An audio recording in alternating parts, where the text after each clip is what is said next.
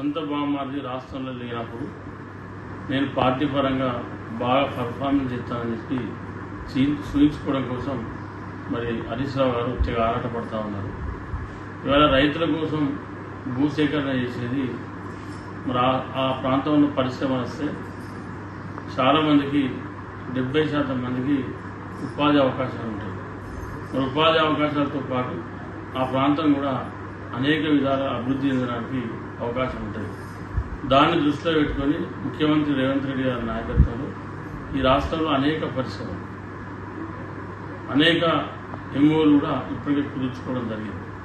మరి దాన్ని మర్చిపోయి ఏదో రకంగా రాజకీయం చేసి రాద్ధాంతం చేసి పబ్బం కట్టుకోవడం కోసం ఇవాళ హరీష్ రావు గారు ప్రయత్నం చేస్తూ ఉన్నారు. మీరు ఎన్ని ప్రయత్నాలు చేసినా ఎన్ని కుతంత్రాలు పనినా ఇవాళ ప్రభుత్వం ముందుకే పోతుంది తప్ప ఎక్కడ కూడా వెనక్కి తగ్గలేదు. ఎందుకంటే ఇవాళ గతంలో మీరు మల్లన్న సాగర్లో కూడా భూసేకరణ చేశారు, కొండపోచమ్మ రిజర్వాయర్ కూడా భూసేకరణ చేశారు. ఇవాళ మల్లన్న సాగర్ భూసేకరణ అప్పుడు చాలామంది రైతులను అనేక రకాలుగా ఇబ్బంది పెడితే వాళ్ళు ఊళ్ళకు ఊళ్ళు వదిలిపెట్టిపోయిన వైనాన్ని హరీష్ రావు గారు మీరు మర్చిపోతే ఎట్లా?